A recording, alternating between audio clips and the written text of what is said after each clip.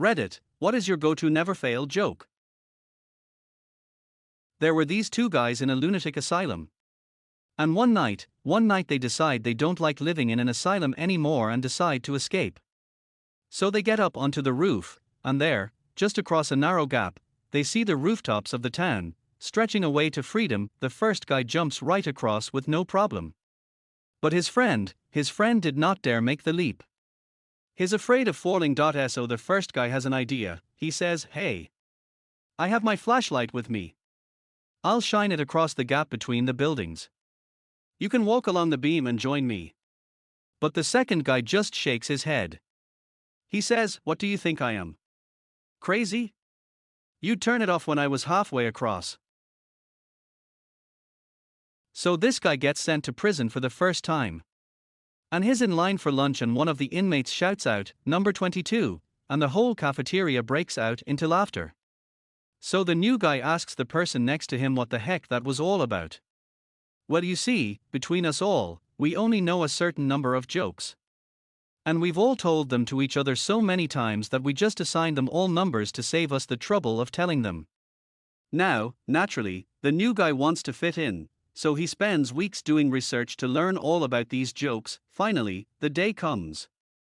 He's there in line in the cafeteria and calls out, "Number 34, but absolutely no one laughs.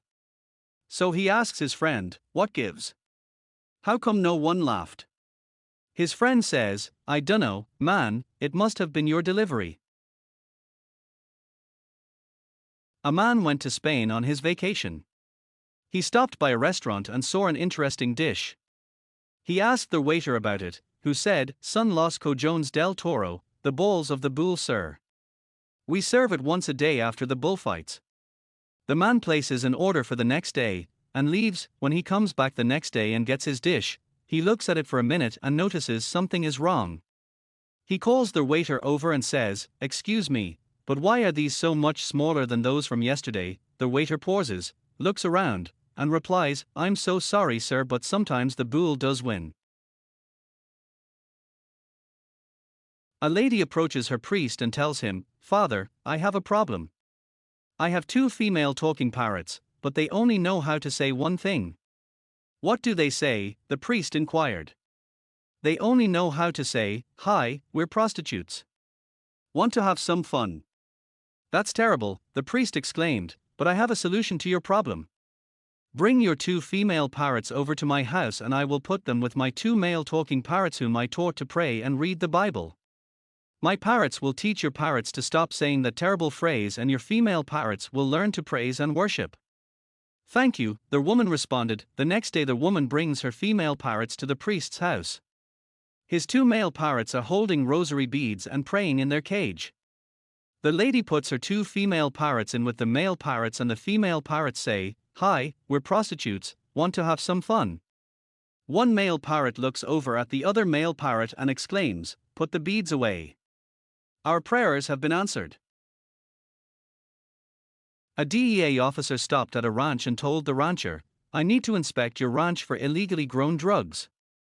The rancher said, "Okay, but don't go in that field over there." As he pointed out the location, the DEA officer verbally exploded, saying, "Mister, I have the authority of the federal government with me." Reaching into his rear pants pocket, he removed his badge and proudly displayed it to the rancher. "See this badge? This badge means I am allowed to go wherever I wish. On any land. No questions asked. Do you understand?" The rancher nodded politely, apologized, and went about his chores. A short time later, the old rancher heard loud screams, looked up, and saw the DEA officer running for his life, being chased by the rancher's big bull. With every step the bull was gaining ground on the officer, and it seemed likely that he'd sure enough get gored before he reached safety. The officer was clearly terrified. The rancher threw down his tools, ran to the fence and yelled at the top of his lungs, "Your badge, show him your badge." An old Italian man lived alone in the country. It was spring and he wanted to dig his tomato garden, as he had done every year, but it was very hard work for the aging man as the ground was hard. His only son, Vincent, who used to help him, was currently in prison. The old man wrote a letter to his son and described his predicament. Dear Vincent, I am feeling pretty bad because it looks like I won't be able to plant my tomato garden this year. I'm just getting too old to be digging up a garden plot. If only you were here, my troubles would be over. I know you would dig the plot for me. Love, Dard. A few days later, he received a letter from his son. Dear Dad, not for nothing, but don't dig up that garden. That's where I buried the bodies. Love, Vinny. At 4 a.m. the next morning, FBI agents and local police arrived at the old man's house and dug up the entire area. However, they didn't find any bodies, so they apologized to the old man and left. That same day, the old man received another letter from his son. Dear Dad, go ahead and plant the tomatoes now. That's the best I could do under the circumstances. Love, Vinny. Thank you for listening to Once Up on a Time in Reddit, and make sure to like and subscribe. A cop pulls over a car with two priests. The cop makes his way up to their window and says, "We're looking for two child molesters."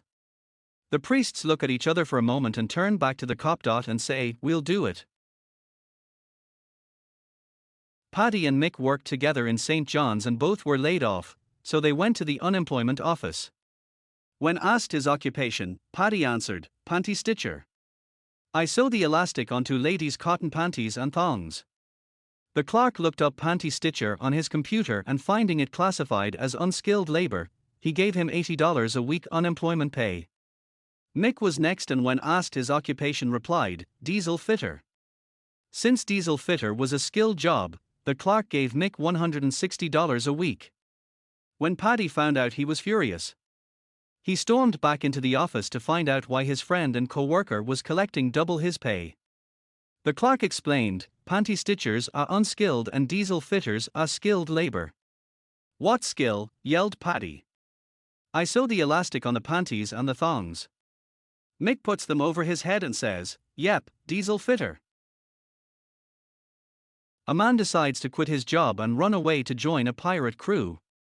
After spending a few hours at the dock, he sees a man who has a peg leg, a hook hand, and an eye patch. The man is obviously a pirate captain.